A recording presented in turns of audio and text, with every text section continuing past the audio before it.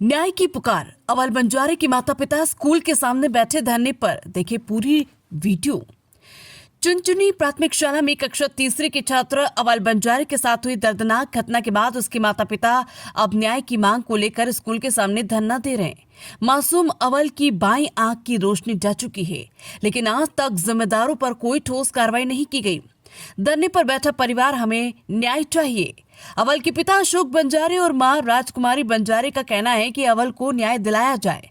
जिम्मेदार शिक्षिका इंद्राणी पांडे को तत्काल सस्पेंड किया जाए।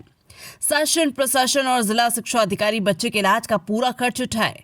गरीब मजदूर परिवार का कहना है कि उनके पास इतना पैसा नहीं कि बच्चे का बड़ा इलाज करा सके। अब तक किसी से कोई सहायता नहीं मिली। शिक्षा विभाग की ओर से अब तक कोई भी सहायता राशि इस परिवार को नहीं मिली है। अवल की आंख की हालत लगातार बिगड़ती जा रही है, लेकिन जिम्मेदारों ने आंखें मूंद ली हैं। जांच कमेटी का नतीजा फिर भी कार्रवाई नहीं।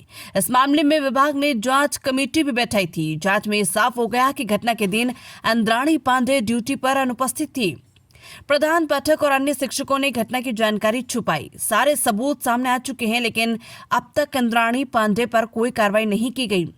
सवाल जो आज भी खड़े हैं, क्या इस मामले को भी लीपापोती करके दबा दिया जाएगा? क्या अवल बंजारे जैसे और बच्चों को ऐसे लापरवाह शिक्षकों के हाथ में सौंपा जाएगा? जब सारे सबूत मौजूद हैं तो सस्पेंशन में देरी क्यों? मासूम की आंख की रोशनी जाने के बाद भी विभाग चुप क्यों है?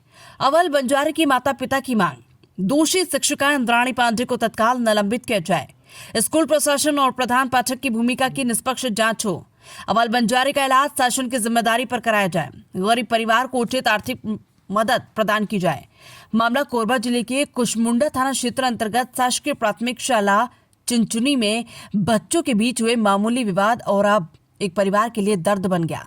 जानकारी के अनुसार 9 जुलाई 2025 की दोपहर करीब 1 बजे कक्षा में पढ़ने वाले छात्र अवल बंजारे पिता अशोक बंजारे अपने सहपाठी रेहान से झगड़ा पड़ा। विवाद के दौरान रेहान ने अवल की आंख पर डंडे से वार कर दिया। इस घटना में अवल की बाईं आंख पर गंभीर चोट आई, जिससे उसकी आंखें की रोशनी चली गई। परिजनों ने तत्काल उसे नेत्र विशेषज्ञ डॉक्टर दानी कोरबा के पास दिखाया, जहां जांच के बाद पता चला कि अवल की रेटिना को गंभीर क्षति पहुंची और फिलहाल उसकी आंख से दिखाई नहीं दे रहा। मासूम की बिगड़ती हालत को देखते हुए अब उसके माता पिता बेहद चिंतित हैं। इलाज के लिए दर दर भटकने के बाद वे शासकीय प्राथमिक शाला चुनचुनी के सामने धरने पर बैठ गए। परिजन शासन प्रशासन से मदद की गुहार लगा रहा ताकि उनके बच्चे का इलाज बड़े अस्पताल में कराया जा सके और उसकी आंखों की रोशनी वापस लाने की कोशिश हो सके। हाँ भैया, नाम बताएंगे अपना। अशोक बंजारे, पिता अवल बंजारे थे। क्या हुआ था बच्चे के साथ, बताइए पूरा घटना। पूरा घटना ये है, 9 जुलाई 2025 को बच्चे को हम पढ़ने के लिए स्कूल भेजे सुबह के समय में।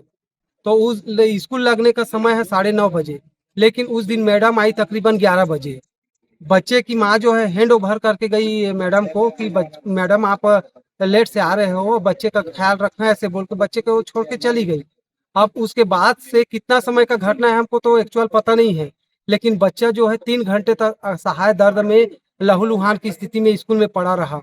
स्कूल मैडम द्वारा ना बच्चे को प्राथमिक उपचार के लिए हॉस्पिटल ले जाया गया, ना हमको सूचना दिया, जबकि पीछे में 500 मीटर में हॉस्पिटल है, सामुदायिक स्वास्थ्य केंद्र, उतने में भी बच्चे को नहीं ले जाया गया, ना सूचना दिए। अब जब शाम को बच्चे का बड़ा भाई 3 बजे के आसपास आया इधर घूमने के लिए, तो बच्चा रोड क्रॉस करके जा रहा था अकेले लहूलुहान की स्थिति में। वहां पर भी जिम्मेदारी नहीं दिखाई स्कूल प्रबंधन कि बच्चे को छोड़ दे घर में। बच्चा चलते हुए अकेले जा रहा था। फिर उसके बाद हम लोग देखे, घर में पहुंचे तो पूरा आँख जो है सूजन था, और वो सूजन जो है 10 दिन तक सूजन रहा है। और पहले तो जो आँख के बाहरी चोट था उसका इलाज कराए। फिर जब वो सूजन कम हुआ और देखे कि बच्चा बोला कि हमको दिख नहीं रहा है, तो तत्काल फिर कोरबा नेत्रालय दानी सर के पास लेके गए। वहाँ जांच हुआ, तो जांच के बाद डॉक्टर साहब का कहना है कि रेटिना डैमेज हो चुका है, इसमें शायद ही रोशनी आएगा, और चाहते हो तो उच्च चिकित्सा के लिए बाहर भी जा सकते हो बोल के उन्होंने रायपुर रेटिना केयर रिफर किए। रायपुर रेटिना केयर उस दिन हम लोग नहीं गए, उस दिन गए जिला अस्पताल कोरबा। तो कोरबा में फिर वहाँ के डॉक्टर लोग क्या है रायपुर रेफर किए। अब कोरबा से आए तो फिर कुसमुंडा थाना गए 23 तारीख को, 24 तारीख को कुसमुंडा थाना। तो वहाँ थाना में गए तो थाना प्रभारी द्वारा उस दिन मिला नहीं। थाना प्रभारी उस दिन जो प्रभारी थे उन्होंने आवेदन देखा, फिर बोले कि टीआई साहब को आने दो, साहब आएंगे तो कार्यवाही होगा, ऐसे बोल के। फिर 5-7 दिन बाद जब टीआई साहब आए, उनसे मिले, तो उन्होंने साफ सुथरे शब्दों में कहा कि इस मामले में मैं कुछ नहीं कर सकता। हमको निराश वहां से लौटा दिया गया। फिर उसके बाद कलेक्टर साहब से मिले। कलेक्टर साहब से मिले तो बोलते हैं कि रायपुर एम्स में फ्री में इलाज होगा। तो वहाँ रायपुर एम्स में गए, वहाँ तकरीबन 10 दिन इलाज चला। वहाँ इलाज के बाद डॉक्टरों का कहना है कि आप दिल्ली एम्स लेके जाओ, यहाँ संभव नहीं हो पाएगा। तो फिर दिल्ली एम्स न ले जाके हमको कई लोगों ने सलाह दिया कि चेन्नई का शंकर नेत्रालय है, वहाँ अच्छा ट्रीटमेंट होगा, वहाँ उम्मीद है बच्चे की आँख की रोशनी आ सकते बोलते हैं।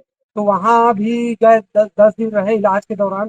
तो वहाँ का डॉक्टरों का कहना है रोशनी तो उस आँख का वापस नहीं आएगा, लेकिन ये है कि दूसरा जो सही आँख है उसको इन्फेक्शन होने से बचा सकते हैं, जिसका एक इंजेक्शन का खर्च तकरीबन 1 से 1.5 लाख रुपए आ रहा है और 6 इंजेक्शन लगना है।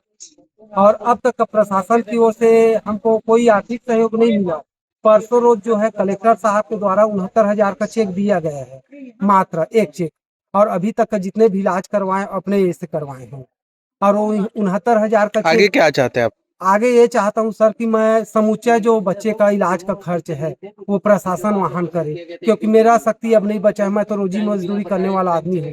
तो मैं प्रशासन से ही निवेदन करता हूँ कि बच्चे की समूचा जो खर्च है वो प्रशासन की ओर से किया जाए, क्योंकि मेरा शक्ति अब नहीं बचा है।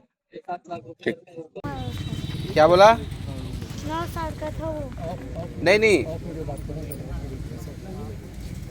क्या क्या हुआ था, क्या कैसे लगा आँख में? वो सबसे पहले बच्चा था, 9 साल का था। वो उसका नाम रिहान था। मैं वो डंडा पकड़ के घूम रहा था। मैं बोले डंडा मत पकड़, किसी को भी रख देगा, तेरे को भी। तो वो मार दिया। तेरे को मारा?